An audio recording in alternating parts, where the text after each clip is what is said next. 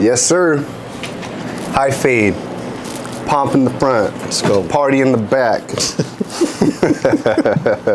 Oh, man. So what's going on, brother? How you doing? Chill, man. Yeah. You know? Good. How about you? Busy, bro. Busy. See that. I feel like that's everybody's answer these days. Like, let me ask you a question. When you ask somebody, let's say you see them once a week, and you walk up to them and you say, "What's up, man? How you doing?" Mm-hmm. What's like your general response, or what's the response that you hear most of the time? Usually it's the same thing, like, I'm good. I'm cool, you know? That's it. But I've learned to make it a point, bro, where if I ask you how you doing, right? Uh-huh. Especially like if we're kind of just walking by, Uh-huh. or I haven't seen you in a while, and you say how you doing, then I kind of want to know how you doing, and especially if you start talking to me, then yeah, like, let me hear what's up, because it happens too. Like, I've done it too. I'm guilty of it, where it's like you see someone and you're like, "Hey, what's up? How are you?" Good, but you're walking still as you say it. You really don't stop. You keep going. So by the time you say, "Oh, I'm good," he's already down the hall or wherever he's at, you know? So, yeah. Yeah, I think for me, it's, like you said, I'm guilty of that too. But when I ask people, I genuinely, like, mean it, you know? Yeah. I'm not one to really waste words like that. I feel it's, like, hard for me because I feel like I don't have those preset answers for that. It's like, it's kind of figuring out for me, like, how much do you really want to know when people ask me? Yeah. It's like, how much time do you really got? Do you really want to know how I feel, or do you just want, like... Yeah, I mean, my main, I guess it depends who's asking too at the same time, right? If it's just some person that I rarely talk to and he says, "Hey, how are you?" I'm like, "Oh, I'm good. You know, I'm good. How are you?" You know? And then if we strike a conversation from that, then cool. But I mean, if it's someone that I talk to like on a daily or, you know, stuff like that, and someone says, "Hey, how's it going? How are you?" Or if he says, "How are you?" then I'll tell him, like, "Yo, this is how I am, and this is how I feel," and go from there. You know what I mean? Does that make sense? Yeah, you know what? I was just thinking about that the other day because, you know, I have my other job still. I work in a warehouse, and it feels like, dude, I see them more than I see my family. So I feel like when they say, like, "How you doing?" I don't know, maybe it's because we spend so much time together, like, I actually tell them, like, "Oh, man, I feel like..." Or maybe it's because we actually have that time to sit, like, stand there for a little bit and actually talk. Right. As opposed to, like, that example that I gave you earlier, where it's like, all right, we're at a function right now. I got to go do this. I got to go do that. Like, I can't really give you a, you know, in-depth response to your question. Yeah. I mean, I share with my coworkers, but I don't get into deep with them. Yeah. I try to keep my personal life separate from work, even though, like you say, we do spend almost all day, every day with them. So, but I guess I would share with those who I'm a lot closer to at work, you know? Right. I would say, like, the people in my office, I do share certain things with them, and we have conversations, but... I just feel like you develop a little bit of more relationships with people that you work with, because, you know, you're spending, you know, depending on your job, like 30 to 40 hours, 50, 60 hours sometimes with these people. I've never been the one to really hang out with people outside of work. That's, I don't know. I'm kind of on your camp, like, I don't want to mix that. But I don't know, man. Yeah, no, I don't hang out with them after work.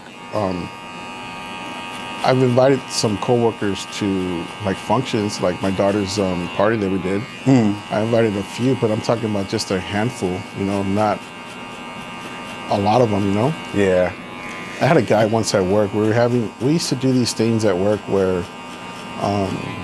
Can you can you speak up just a little bit? We used to have these meetings at work, and they would want to kind of like have you talk about your life. Okay. Which was weird. So anyways, there was this one guy talking, and he had said, he was saying some stuff, and then he didn't really want to share anymore. And this stuck to me, and I was like, wow, he's kind of have a point. I said, hey, bro, I mean, you're free to share. You're amongst family, you know, or amongst friends. And he says, no, I'm not. I'm with coworkers. And I was like, wow, okay. and that kind of made sense in a way, right? I'm like, why am I going to share stuff with my coworkers where it doesn't, I'd rather share with my family. You feel me? I feel you. So I'm like, Yeah. yeah, that makes sense. I guess it depends on like the situation, right? I feel like I feel like Drake, dog. No new friends. No, I'm just playing. No, I feel like there's some people that you just, for lack of a better word, you kind of match energies with them, and for whatever reason, man, they just have a face that you can trust or whatever. Yeah. And you just kind of just start talking a little bit more. It doesn't mean we're best friends or, you're gonna be at my wedding or something, but it's just easier to talk to some people. You know what I mean? Yeah. No, like I have people that I know, and then I have my squad, right? Yeah. So shout out to my squad, right? Hey. But I have them, and those are the people that I confide in and trust with everything. Yeah. Like, ain't no secrets. I share as much as I can, especially with the men, right? Yeah. Because those are my back, man. They have me, Yeah. And then I have friends, who we talk, chop it up, share, but not in depth, Yeah, yeah. Yeah, man, I mean, it's hard. Especially it feels like these days, man, where it's like the social media society is like, you kind of know a little bit about everything about people, but really nothing at all. It's like, right? people share everything about their lives, but you ask them face to face how they're doing, and it's always that, I'm good. How are you? And that's kind of where it drops off. Right. I find it interesting. It's their best front on social media. Best foot forward, man. Yeah. It's all the highlights. So tell me a little bit about yourself, man. I don't really know too much about you. Like, where does this all begin? Man. Where does Oscar come from? Oscar, man. Oscar, born in El Salvador, bro. Raised in LA, South Central. Really? Yeah. I didn't know you were born in El Salvador. Yeah, I was born there. Came here when I was 2, so, lived my life here. What year was that? 70, maybe like in the 80s, maybe, or 80. So, yeah. Okay, so you grew up in what, the 90s? When you say like conscious, like that was your era? Conscience? Like, like you were born in what, 80 you said? No, I was 77, so, 77. So I was here 79. Okay, what I mean by that is like I'm born in 91, right? So I'm a 90s kid technically, but you really don't know what's going on for the first few years of life. Right. So I mean, like, when was like your era that you started knowing what's going on? Yeah, the 90s. 90s? Yeah, for sure, 90s. I was like, what are you talking? When you said conscious, bro, I thought about like Conscious Daughters, bro, the rap group. And I'm like, what? I'm like, this guy trying to throw me with some rap games or what? This guy's trying to open up my third eye over here, bro. I'm like, what? Conscious Daughters. Yeah, no, from LA. From LA, okay. Married, 2 kids, 3 kids, bro. 3 kids. Got to get that right. Hey. 3 kids, it. man, My 2 boys and my daughter, both boys are 23 and my daughter's 15. Father, man, friend, love the Lord. I'm a DJ, retired. My boy took over the gigs, man, and yeah, man, I'm a friend, dude. I'm the guy you can confide in, bro. I got your back as long as you got mine. Hey. It's that simple, man, Ain't nothing to it. Oscar's chill, bro, I feel that. Yeah. Nice. But yeah, how was it growing up for you? Like, do you kind of remember, do you have like random memories that come back to your mind every now and again? Yeah, I mean, I grew up, I remember living in the city of Bell Gardens, youngster, in my teens, early teens, just going in the wrong direction, bro. I remember hanging out with gangs and just doing dumb stuff, right? And then one day my dad just said enough is enough, and he sent me away to live with my uncle in Azusa. And then from there we moved to Rancho Cucamonga, and I went to Rancho Cucamonga Junior High School. I was known in Rancho Cucamonga, bro, as a cholo skater. A cholo skater. Yeah, bro, because I became a skater, bro, but I still dress like a cholo. Yeah, bro. So I love it. I had my corduroy pants, You said corduroy. bro, corduroys, bro. Your Jankos. My Raider hat, and I had my what were those Nikes? I can't remember their names. The Cortezes? The Cortezes, bro. Hey, look at you, dog. Skating, bro, on Santa Cruz or Steve Caballero skateboard, bro. Steve Cavalier. So you're part of the Bones Brigade, huh? Yeah, I remember those, man. I remember when Vision Streetwear first came out. Speaking of that, bro, I saw a Vision Streetwear board at Target, and I fell in love, bro. I wanted to get it just because it's old school, bro.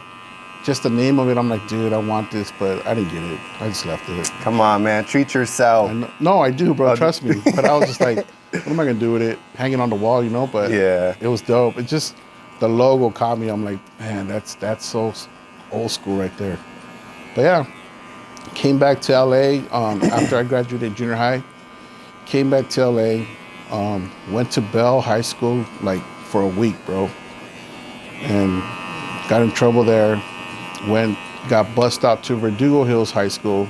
Where's that? Verdugo Hills? In Tujunga, Sun Valley. Oh, dang. So I was getting bussed out from Bell.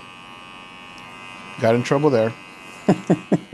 And by trouble, not really me, bro. It was like the whole gang life thing. Oh, okay. So you're just guilty by association type thing? Yeah, and I wasn't a gangster, bro. I wasn't a gang member. I just kept getting involved with people or I just didn't like people staring at me, you know?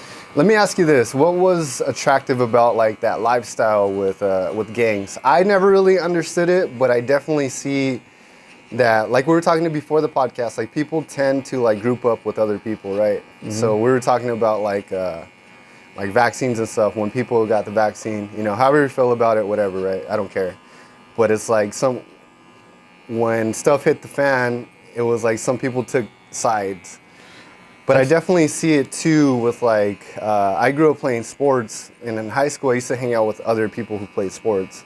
So like, what was it that kind of attracted you to, you know, hanging out with these types of people? I don't think there's a thing that attracted me to them. I think it's just that growing up, those were the people that I was surrounded with. Those were my friends. Those were the kids in the neighborhood. Mm. And you hang out with who you hang out, and you end up becoming each other, you know? Oh, I got you. So, I mean, all that, went to school, ended up going to Locke High School. Okay. In South Central LA, where there was a riot every February or maybe even every May, right? Dang. But, you know, did my thing there, went to ROTC, all that stuff. Wow, really? Yeah, I ended up doing ROTC there. Did better there, right? And then, you know, finished school and all that stuff. But, you know, part of your question about what is it that attracts you is because obviously, right, you hang around with who you hang around with. Right. And that's why, you know, one of the reasons why I never let my son or both of my boys go to school in LA was for that reason. Mm. Because, you know, you get lost real quick, bro. Especially in those type of schools. And I'm not knocking those schools, bro. You know, it's just, you do what you do, right? Right. But for me, I was like, you know what? It's really easy to get pressured and you know, kind of follow trends, right? Right. So no, we decided to put them in a private school instead. And thank God for that, bro, because both boys are good, man, you know? That's what's up, man. I mean, kids. That's true because it's not necessarily like, it's like you said, you can make school whatever you make it, you know? Mm-hmm. I always tell people that, you know, I have people saying like, oh, I want to send my kids to private school. And it's like, that's cool. Like, if you have the ability, like, by all means, I'll go for it. But like, for me and my wife, we were talking about that recently, and it's like, one, I don't think like our education system is that great to send them to like public school or stuff like that. Mm-hmm. But I think it's what you make it, because I had friends who went to Ivy League schools and they went to El Rancho, bro, and it's, you know what I mean? It's what you make it, what your home life is like too. That also plays a big part. No, I agree 100%. But I guess, you know, through my experiences, I figured, let me try to do a different choice for them. Yeah. Not to put them in that type of position, you know, just give them a better shot. I got you. You know? That makes sense. Yes. So we ended up putting them in Calvary Downey Christian School. Okay. So it was cool. You know? Did you did you grow up with both parents? With my mom and my dad, yeah. Mom and dad? Yeah. Cool. Yeah, they've been together forever, bro. So, yeah. So, go ahead. I'm sorry to cut you off. So you went to Locke High School, and then what happened from there?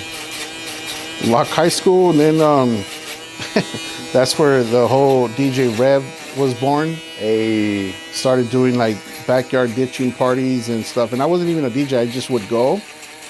And then I saw the DJ there, and I just like, man, I want to try that. And the thing was, my dad too, bro, he was a DJ back in the day. Uh-huh. And he would throw parties at the house, and they were always fun. So I'm like, you know what? I felt the itch when I saw that DJ. Mm. So I was like, you know what? I want to learn. And I started talking to homeboy, and I befriended the dude, and he kind of showed me the ropes. And then I kind of just self-taught myself the rest. And What were you spinning back then? What did you have for equipment? I didn't have equipment at that time. What was it? What was around? What was like? 1200 Techniques. 1200 technique. Yeah, Okay. 1200 Techniques, and I think we had like a Gemini mixer at the time. But I didn't get a system until my dad one day, he wanted to buy a new house stereo, and he came home with a DJ system. I come home and I'm like, what is up with all these boxes, bro? I'm like, dude, these are big speakers, you know? I could take up half the room. So I my dad and I start opening up the boxes. I'm like, Dad, you bought 2 turntables for what? And then I saw the mixer. I'm like, my dude bought a DJ system. So I was like, no way. And right away, hooked it up and started playing. I bought records. My main thing was always mixing like house music.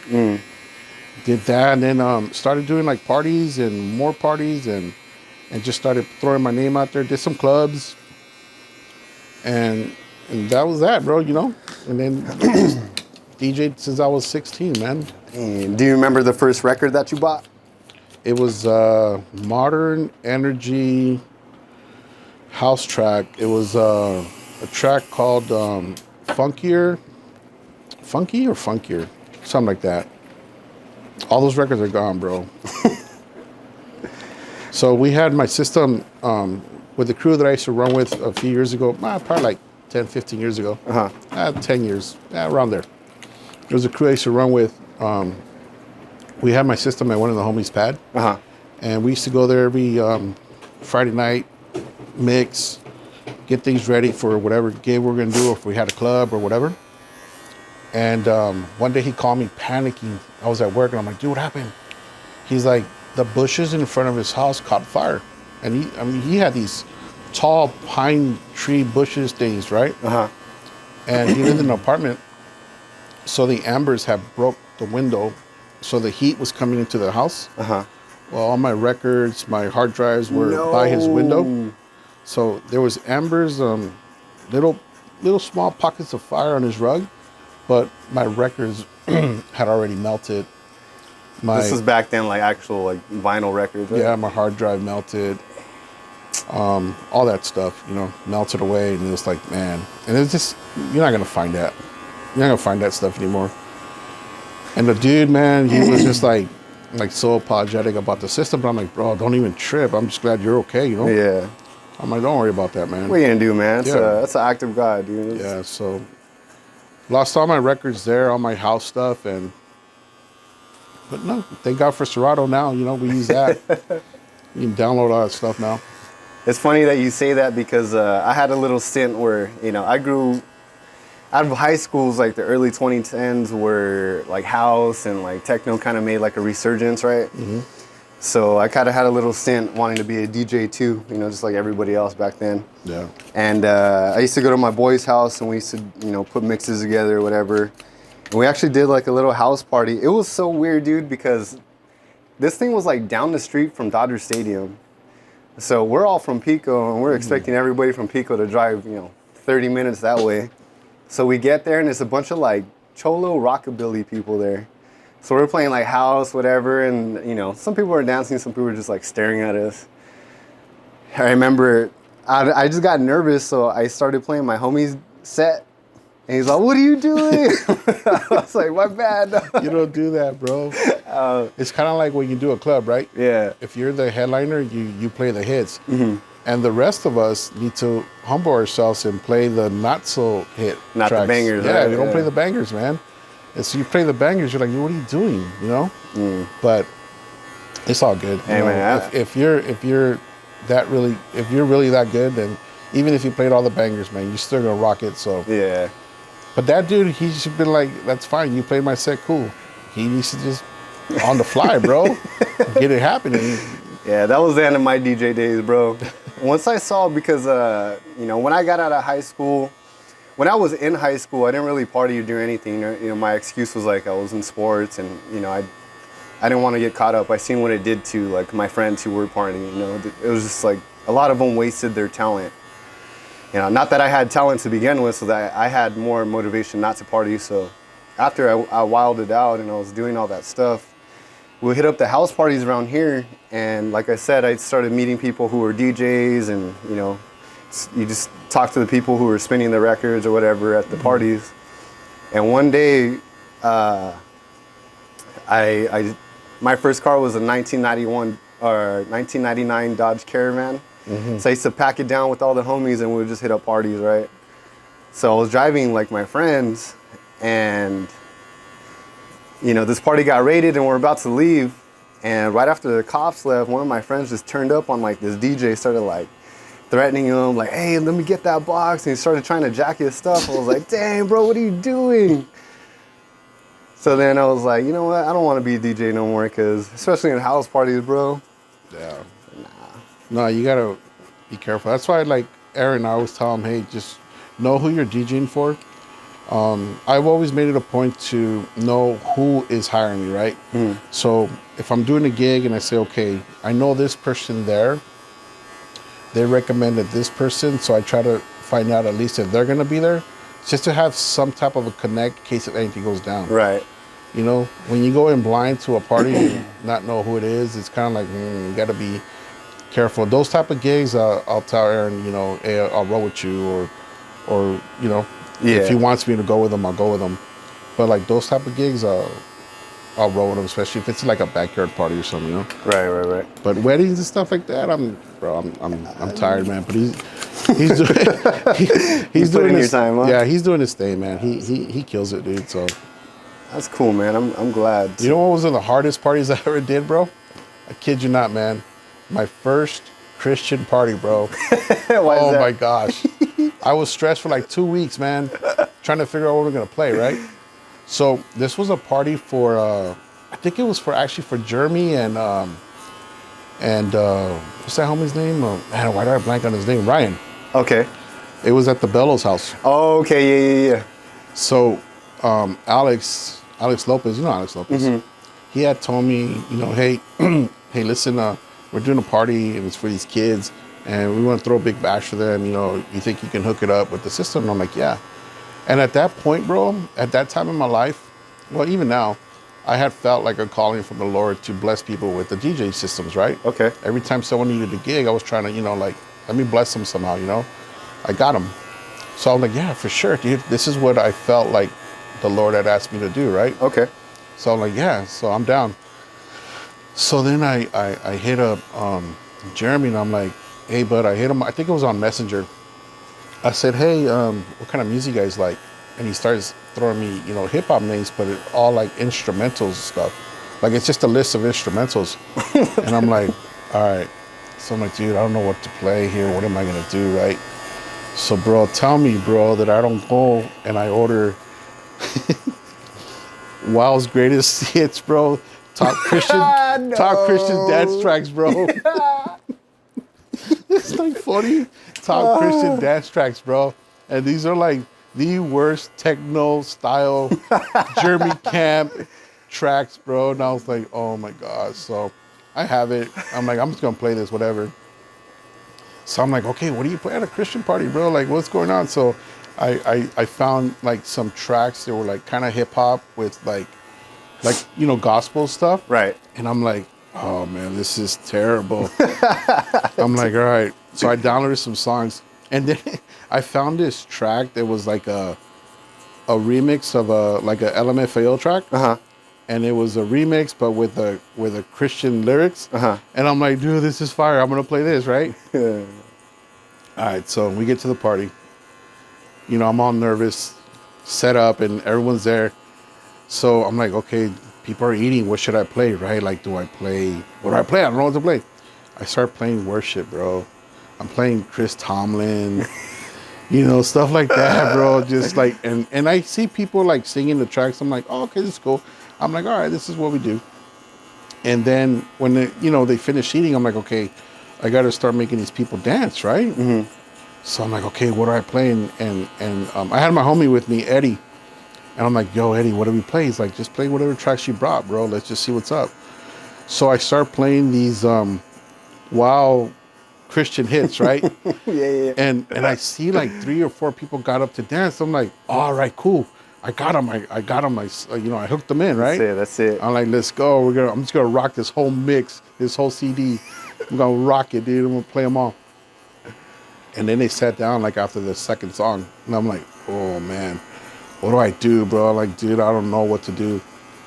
So I told my buddy, I'm like, hey, bro, like, what do we play, man? We're gonna lose these people. This is gonna be the worst party ever, bro. Because I've never done a Christian party, right? Yeah. You don't know what to expect. Yeah, I don't know what to play. I don't want people looking at me like, why are you playing this? What is this, right? So he's like, you know what, bro? Just play music. I said, all right. So I went for it, bro. I dropped the cumbia, and boom, it worked. Hey. Everyone got up, started dancing, and I just played regular music, like a regular party, like parties, any party I would do normally. Uh-huh. And it's just rocked, man. They're probably like, finally, this guy's playing over here, the wow hits. Bro, I have this one on layaway. I almost said slap, bro. Because I hear these kids, man. It slapped. It slapped. You were playing all the bots. I was like, what the? I almost said it. I was like, bro, please. I'd be like, yo, edit that, bro. Edit that out. No, and it came out to be such a great event, man. And it was cool. And at that point, I realized, I'm like, okay, just because we're Christian doesn't mean that we still can't party, Yeah. We just party differently. We're chill. Like, there was no, obviously no alcohol and anything like that. It's just a different mindset, bro. It's back then when I was partying, I wasn't going to hang out, dog. I was going to get down, you know what I'm saying? Like, Right. I was looking for stuff, but now, like, when we party, it's funny that you say that because I was actually talking to a youngster yesterday, and we're talking about, like, quote unquote Christian hip hop. And he was like, who are those people you were telling me about? The Christian hip hop? I was like, first of all, stop saying Christian hip hop, because I'm telling you, like, those artists hate when you call them that because you box them into to preaching to the choir, we were talking about, like, it was cool. I got to share it a little bit with them, but it was like, God gives you, in his infinite wisdom, like, gifts and abilities, like for you can DJ, you can put together a set list, what makes people move. For me, I can kind of cut hair, so, we use our abilities and gifts that the Lord gives us to glorify his name. So there's no such thing as like Christian hip hop. It's Christians who do hip hop. Yeah. It's just a different message. Still the same, still beats, it's still words over the beats, but it just looks different, it's packaged different, it's marketed different, it's like, sounds better too than a lot of this new stuff out. oh my gosh, bro, I don't get it. I'm at that age now where it's like, what are you guys saying? Like, I'm only 32, bro. I can only imagine when I go over, like, No, man, bro. what are these kids listening to, bro? All these words they say, like I told you, bro, I don't know why, bro, but I almost said it. I'm like, what? I had to catch myself. I would have been like, bro, smack me, bro. Hey, Just bro, smack me out of can me. we just edit that word out, That please? was terrible, bro. It's crazy. Have you heard of that rapper YNW Melly? No. Okay. So this guy, we're talking about, like, the influence that, like, these rappers and, like, these influencers have over these kids, where it's like normalizing this dumb behavior, I'm sure we had it in our generations too, we had like NWA, we had like Ice Cube, just people glorifying things that shouldn't be glorified, right? Right. So this dude is on trial right now for murdering somebody, and they're trying to use one of his songs where he's explicitly, like, talking about a murder. Right. And they're trying to link that with, like, as a confession to him. Dang. But the thing is that, this song's catchy, bro. Like, these guys are talented, whether it's it's good lyrics or not, it's like, it's the beat, bro. it's the beat, bro. It's the beat, it's the melodies, it's the hooks, it's like It's the auto tune, whatever, bro. Like, it's powerful, It's mainly the beat and the melody, how they lay it down, Yeah. There's these tracks like there's this track that plays in Kiss FM, and it's got a 80s vibe to it, and it's just so dope. But the lyrics that it says is not right, and it's a clean edited version, but it's still, it talks about certain things, right? And it's like, man, this track's so dope. I really like the beat, but I just can't vibe to it because of what it says, Yeah. And I'm like, nah, this is crazy. But the beat is so catchy, man. So I don't know, just download the instrumental, I guess, right? Yeah, the beat is tight, but the way like you say, the way the melody is and stuff. It's catchy for a reason, man. Like, it's funny if like you watch like an awards show or you look at like back in our days when we had CDs, you had like the liner notes, right? You had like the notes from the artist, why they made the song, blah, blah, blah. And you see like this song was made by, at most 4 people, or if you had a rap, it was, that rapper. There's no ghostwriters back then. Now you look like at a song and it's like, they have a whole team writing this song and it's like literally like 4 sentences in the whole song. It's like, bro, it took that many ghostwriters to come up with this? Like, right. It's wild, man. It's a different time, It's cool though. I'm not like, shaking my fist at the clouds like the old man, but it's like, it's just different, man. It makes me think like, how am I gonna raise my family in this era? Like, what do I have to expect? Yeah. How did you manage, with your kids, like what to expose them to, what to, what they can listen to, what they can watch, like. I think a lot of it was, watching my parents as well, and one of the things that I never saw my parents do was fight. Did they fight? I'm sure they did, right? But I never saw it. So I never exposed that to my children as well. Like, my wife and I, we have our, differences sometimes, but we discuss things. We really don't fight as well. Yeah. But we don't curse in the house. We don't say certain things. And as the kids were growing up, we didn't play certain type of music just to keep them away from it. But I think just them watching us is enough, I would say, right? Okay.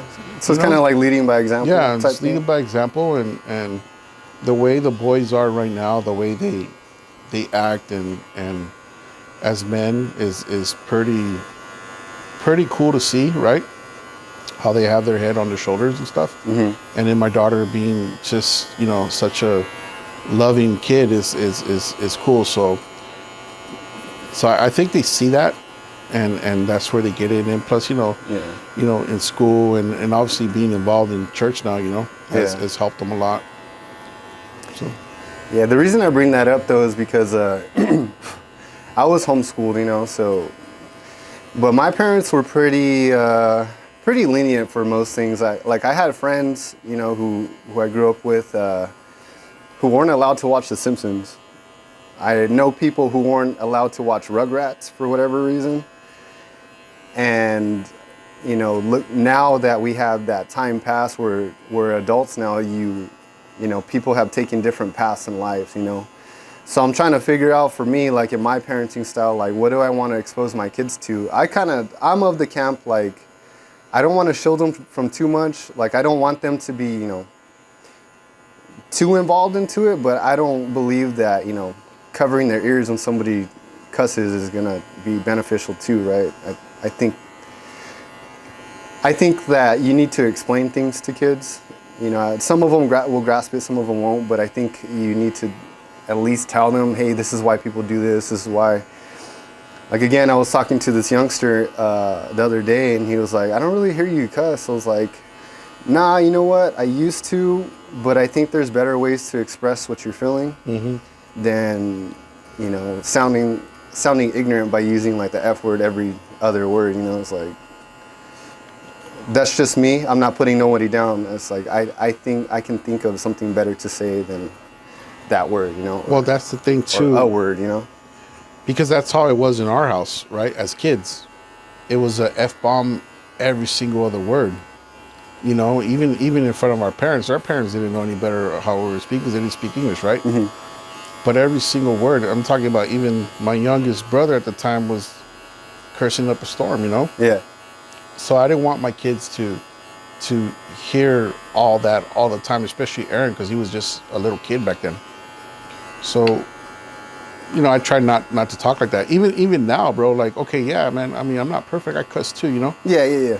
But same. I'm not like, you know, like you say, where it's not deep in my vocabulary anymore, right? Yeah. But, you know, when we get our families together and, you know, my brothers and all that together, they're just, every other word is an F-bomb. Yeah. So it's not like I'm trying to, you know, censor them, you know? They're going to hear it either way. Yeah. And they did. My son, I can't remember how old he was, man, but I went through his phone and there was some cuss words in there, man. I'm like, bro, really? Like, what's going on, you know? But it is what it is, right? Yeah. Yeah. First time I heard him say something, I think he was playing a game or something, and he must have lost, bro. And he said something, bro, and I'm like, "What you say, man?" He's like, "Oh, my bad, dude. I said fudge." I'm like, "Shut up, man." You know? Yeah, for sure. You said fudge, right? That's why I'm telling you something. Yeah, but you know. Yeah. No, I get it. I just I love asking older people who are already like seasoned with like kids, you know, because I love, you know, people have experience, man. When you have life experience, things that you can't read in a book, you know. I love talking to people like that, you know, especially the ones who didn't get it right. Because I don't know about you, man, but I usually don't learn lessons the easy way. Or I usually, you know. That's funny, bro, because it's the same thing, man, with my kids, man. I would tell them, listen, I went through this. I know what it is. You don't need to go through it. I'm trying to save you from all this heartache and pain. But I always use the analogy where when you go to the restaurant, right? Mm-hmm. And the waiter or waitress always tells you, like, don't touch the plate. It's hot. Uh-huh. But what's the first thing you do? Touch that plate. You touch the plate. You got to feel it for yourself, right? So I learned that, you know, as much as I tell my kids to, you know, stay right, sometimes they got to go left because they need to learn that experience for themselves. You know what I mean? So I'm just like, all right, man. All right, go the long way, bro. Handle it, you know, but you're just wasting your time. But, you know, again, they got to get the experience. That way they know, and they can feel, you know. Feel the hurt a little bit. Feel the hurt, yeah. Just a little bit, not too much. A little bit of hurt now, so it doesn't hurt a lot later. Yeah, right? man. I ain't trying to see my kids burn, bro, you know. And that was what I was trying to get to with, like, you know, not really censoring my kids. Is like, I don't want them cussing. I'm not going to say, like, and this is just, like, a reference, right? Like, an example is I don't want them to, but I'm not going to be, like, shielding themselves. Yeah. Because I know that they're going to hear it. Dude, when I was growing up, dude, I'm part of the last generation that grew up with people going outside, you know? So I learned a lot of the stuff I learned from the kids around the block, dude. Yeah. They were older. I've always hung out with older people. You know, like we were talking about before, I'm the youngest of 3. My older brothers are 9 and 13 years older than me, so I've never really kind of gravitated to, like, the younger mind. Mm-hmm. Always kind of hung out with older people, so, you know, I was learning things maybe I shouldn't have, but, you know, what are you gonna do? We're here now. Yeah. It's just hard, man, because, like, it's like, yes, I'm a Christian. Yes, like, I'm trying to be a godly man, but it's like, I don't want to be that super sensitive Christian, you know what I mean? Like, yeah, for sure. Oh, man, I can't go watch a movie that's R-rated unless it's The Passion of the Christ, you know? It's like, nah, bro. Yeah, no, I get you. It's hard. Well, I mean, they're grown now, so they're on their own now. They can do what they want, you know, but still, I still try to check them every once in a while, you know? Oh, yeah, man. Make sure they're on straight. But for the most part, man, like I said, dude, both these dudes, man, are good, man. They're on the right track. good kids, man. Good men, not kids, right? That's good. They're good men. And then my daughter's doing well as well, so just got to keep on her as well. What was the hardest part being a dad? Like, what was like something that you kind of could have did better with, or something that you feel like, not saying that you did or you didn't, but I'm just saying, like, what do you feel like? There's still a lot of things that I can do better as a dad, bro. I mean, I think one thing that I was trying to do a lot was be their friend as well. But you got to realize, like, dude, I'm not your friend. I'm your dad. You know, I'm going to tell you what's up. But my main thing, bro, and my wife always tells me, man, it's like I need to work on it. And even to this day, bro, is I'm not as affectionate as I should be. I'm just not that person, you know? And I've never been that way. I think, I like to say, you know, growing up, not being affectionate or receiving it is what causes me to be the way I am. But then it's like, okay, cool, yeah, okay, how long can I use that excuse for, right? I'm a Christian now, I should change. Or not even that. I should break that mold or whatever. Yeah. And change that cycle, right? Yeah. But it is kind of weird for me, you know? So I think that, especially with my daughter, man, you know?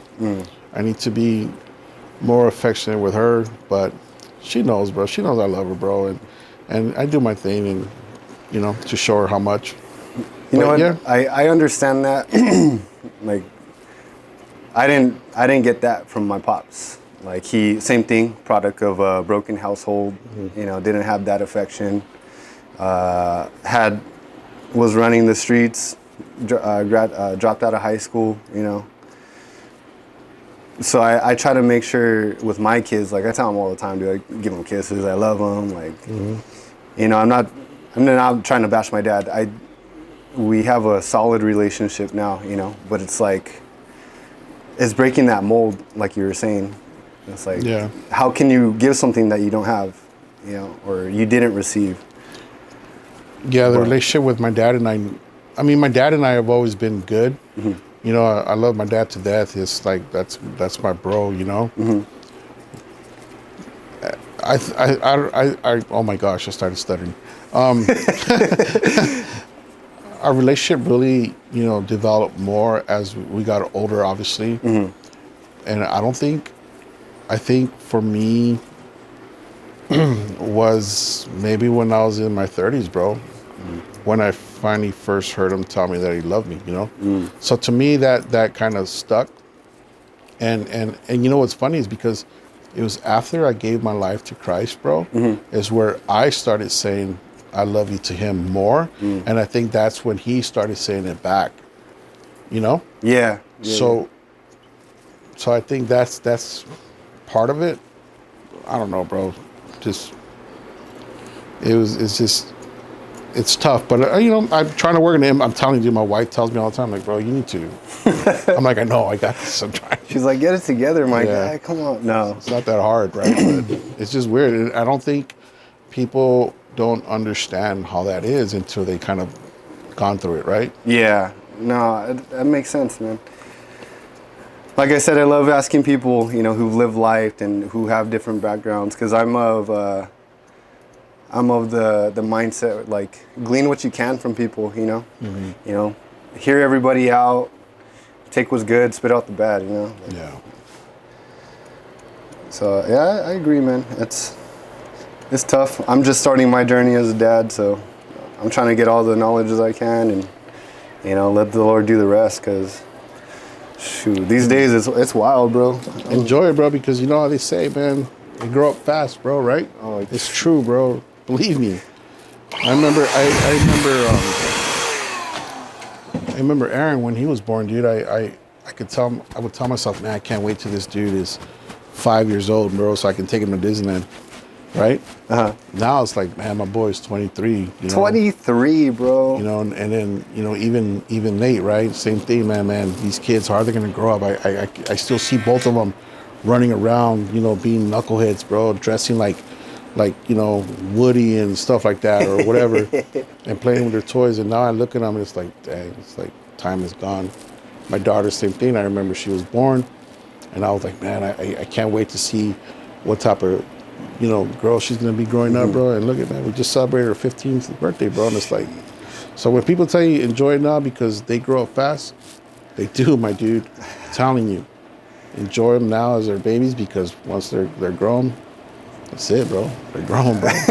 They grow up fast, bro. Okay, man. I'm trying to take that to heart, brother. Yeah. So. Well, man, I appreciate your time. Thanks for coming on. Yeah, man. Thank you, man.